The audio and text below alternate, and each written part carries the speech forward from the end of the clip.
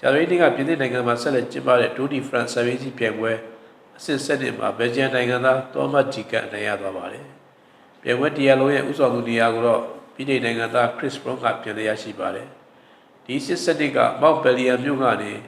ဘောက်ဘန်ဒေါ့မြို့ထိ198ကီလိုမီတာခီးကိုပြန်ရတာဖြစ်ပြီးသောမတ်ဂျီကန်က4နာရီ32မိနစ်51စက္ကန့်နဲ့ပထမရပါတယ်။ဘယ်ဂျီယံနိုင်ငံသားပဲဖြစ်တဲ့ဆာဂီပိုဝဲက2စက္ကန့်အကွာနဲ့ဒုတိယရပြီးစပိန်နိုင်ငံသားဒန်နီယေနာဗာရိုက14စက္ကန့်အကွာနဲ့တတိယရပါတယ်။အစဉ်အလုံးပေါင်းမှာတော့ခရစ်ဘရွန်က59နာရီ17မိနစ်33စက္ကန့်နဲ့ဦးဆောင်နေပြီးသူ့လိုပဲပြည်ထောင်နိုင်ငံသားဖြစ်တဲ့အဒမ်ရိတ်က49စက္ကန့်အကွာနဲ့ကလိုက်နေပါတယ်။ဒီနေ့တိုနီဖရန့်ကောပြည်သစ်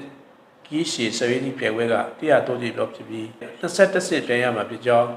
ဗိုင်ဒါသတင်းမှာဖော်ပြထားပါတယ်။ကျွန်တော်အောင်းဝင်းမှာ